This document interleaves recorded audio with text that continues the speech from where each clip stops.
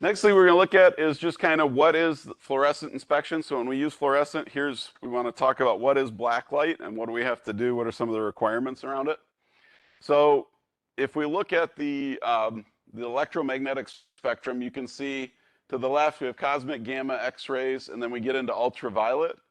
You can see visible light is this real narrow band between ultraviolet and infrared, infrared's being heat, into microwaves, radar, radio.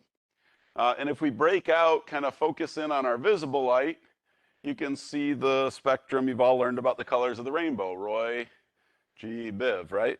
Red, orange, yellow, green, blue, indigo, violet. And ultraviolet, black light, is right on this border of ultraviolet and visible light. So it's a long, the further you go, it's a long wavelength UV. And so UV is to the left, wavelengths get longer as you go to the right, so it's a long wavelength UV. It's still a very short wavelength. It's less than 400 nanometers. Okay, but in the electromagnetic spectrum, it's considered a long wavelength UV. So our black light is going to run in the 3500, or black light in general runs in the 3500 to 3800 angstrom range, or the 350 to 380 nanometer range.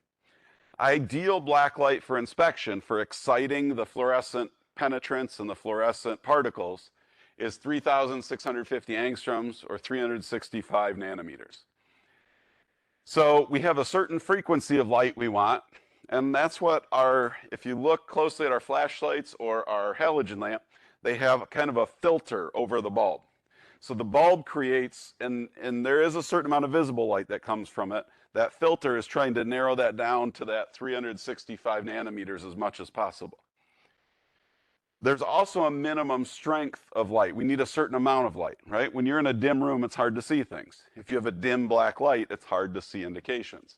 So we have to have a minimum of 1,000 microwatts per centimeter squared at 15 inches. So you would use something called a radiometer, and there are black light radiometers, there's white light radiometers, where in a lab you would need to take your flashlight or your halogen light, you would need to hold it 15 inches away, and there's a 1 centimeter square sensor, and it would check how strong the intensity of that light is, and it has to be at least 1,000 microwatts hitting that. So you can see lower limit of visible light's 380, so the actual part that's black light we're not going to see. This 365 we're not going to see. There is a small amount of visible light, though, emitted, because you can't make a bulb that is purely one very, very specific frequency. We try to filter out as much as possible. We also want to filter out anything that has a shorter frequency, because we don't want to be looking at ultraviolet light when we're inspecting things. Ultraviolet light that causes sunburn. It can damage your corneas. So that filter is also getting rid of any it's trying to filter out as much ultraviolet light as possible to prevent injury to the operator. Okay.